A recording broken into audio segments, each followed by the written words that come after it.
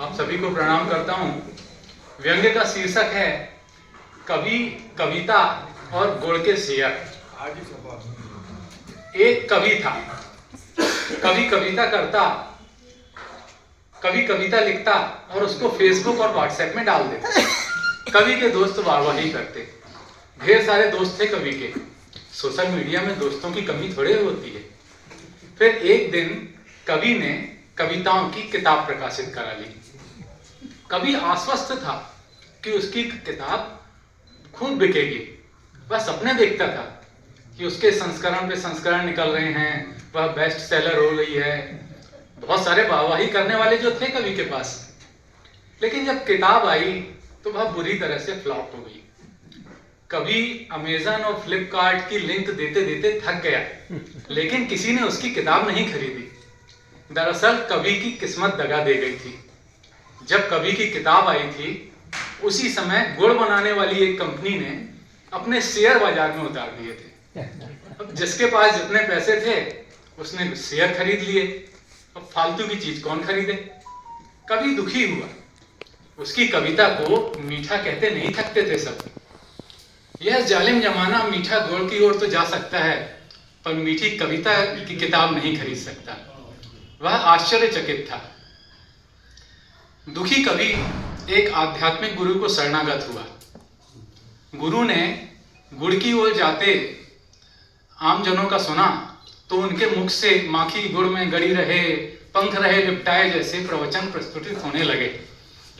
कवि ने सोचा कि जो गुड़ की ओर जाता जमाना, कबीर की कविता भी काहे को सुनने लगा।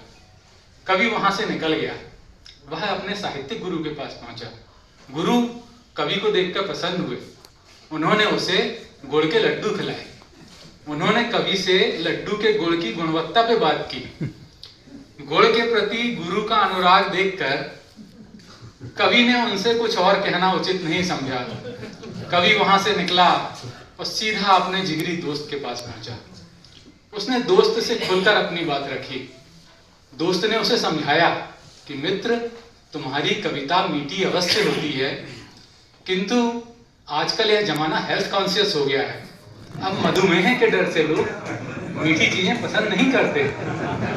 फिर गुड़ की ओर क्यों भागे जा रहे हैं सब। कवि उद्वेलित था।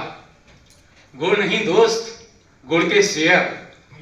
दोस्त ने समझाया, देख भाई, 1 साल बाद बेचने जाएंगे तो शेयरों के खूब अच्छे दाम मिल जाएंगे, लेकिन तेरी ये पेपर बैग में छपी कविता की किताब कोई कबाड़ी भी नहीं लेने वाला।